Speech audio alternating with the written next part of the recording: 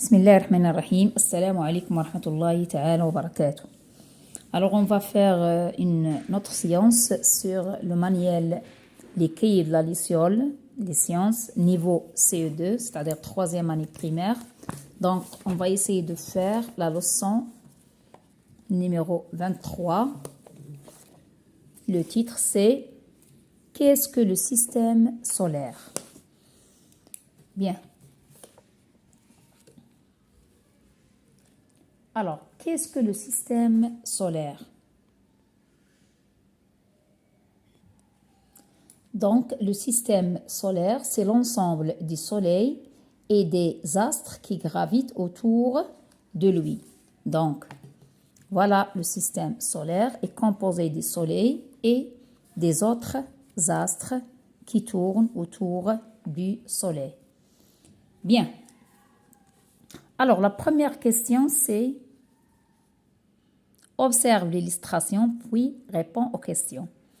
Quel est le nom de l'astre qui se trouve au centre?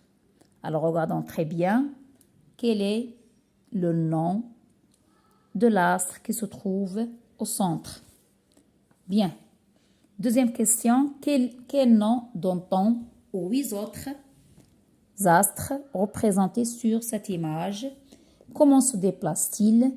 Quel est l'astre le plus proche de l'astre central et quel est l'astre le plus éloigné? Bien.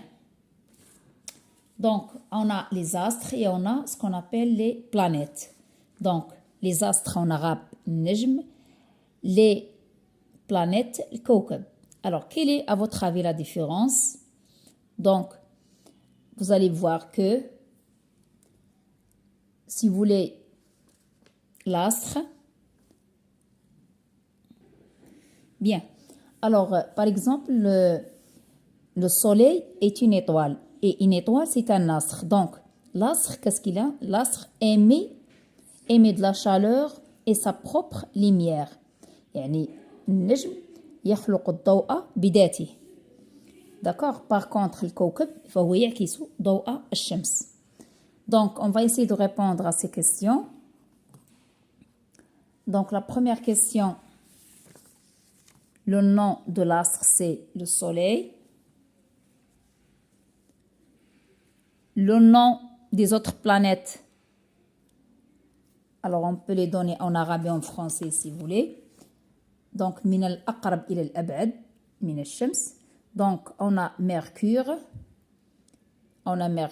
Terre,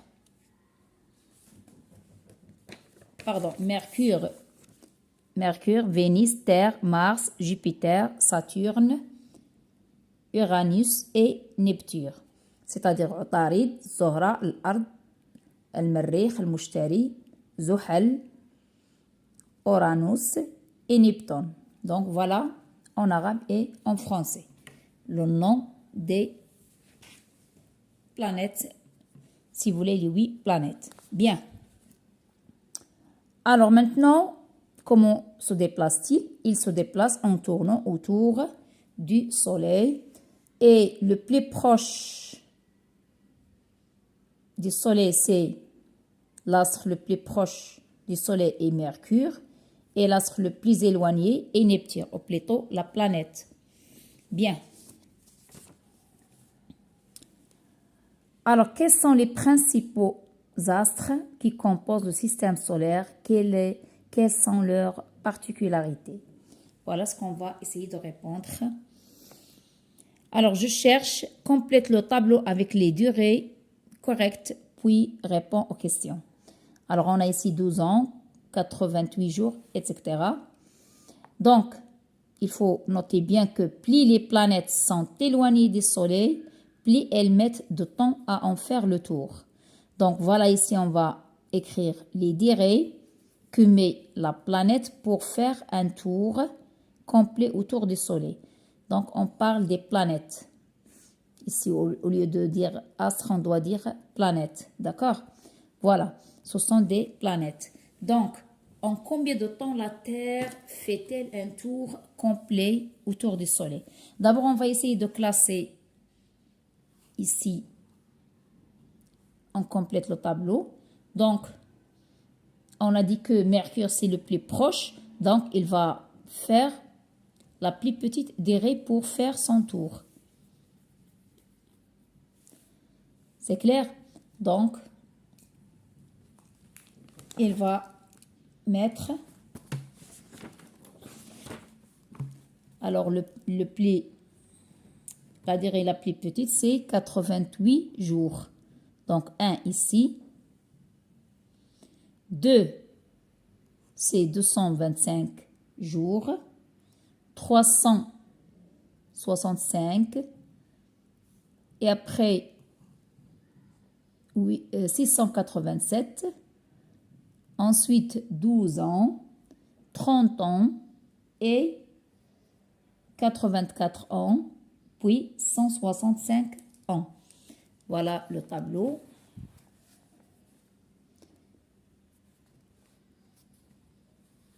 D'accord? Bien. Et l'autre question, c'est en combien de temps la Terre fait-elle un tour complet? Bien sûr, c'est 365 jours. Et combien d'années? Cela correspond à une année. Bien. Alors, pour l'autre question,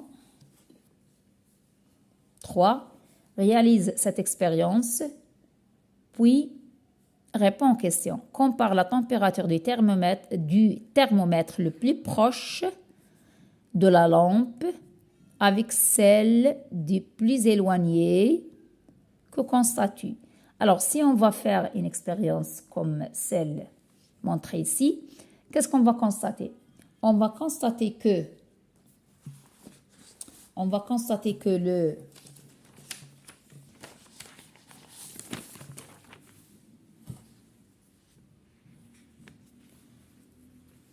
la température, on va constater que la température du thermomètre qui est proche, on va constater que la température du thermomètre qui est proche de la lampe est plus élevée. La température va être plus élevée que celle du thermomètre le plus éloigné.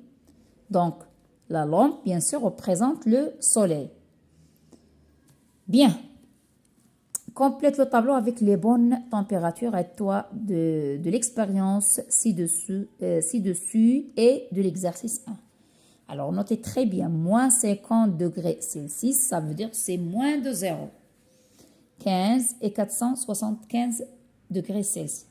Alors, voilà, on a Vénus, Terre et Mars. Donc, la température moyenne à la surface de la planète. On voit très bien ici qu'on a Vénus, Terre, voilà Vénus, Terre et après Mars. Donc, le plus proche va, bien sûr, d'après l'expérience et d'après l'autre exercice, le plus proche va avoir la température la plus élevée. يعني الأقرب من الشمس تكون حرارته مرتفعة. إذا الأقرب هو Vénus, la plus grande température c'est 475. D'accord? Bien.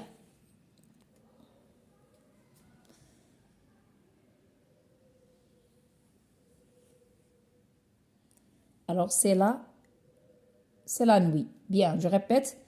Alors, ici, pour A, c'est la journée et pour B, c'est la nuit. Quel est l'astre qui apporte de la lumière? Bien sûr, à la Terre pendant la journée, c'est le Soleil. Et voilà, il faut noter très bien que la Terre et les autres planètes tournent autour du Soleil. Ce mouvement s'appelle ce qu'on appelle la révolution. Et ici, le Soleil est une étoile. Et une étoile, c'est un astre qui émet de la chaleur et sa propre lumière. Voilà pour une petite conclusion. On va dire que le système solaire est principalement composé d'une étoile, c'est-à-dire le Soleil, et de 8 planètes qui tournent autour. La Terre est une planète qui tourne autour du Soleil en une année. Le Soleil est la source de la chaleur et de la lumière du système solaire. Voilà pour cette leçon numéro 23 sur les pages 58, 59. 9.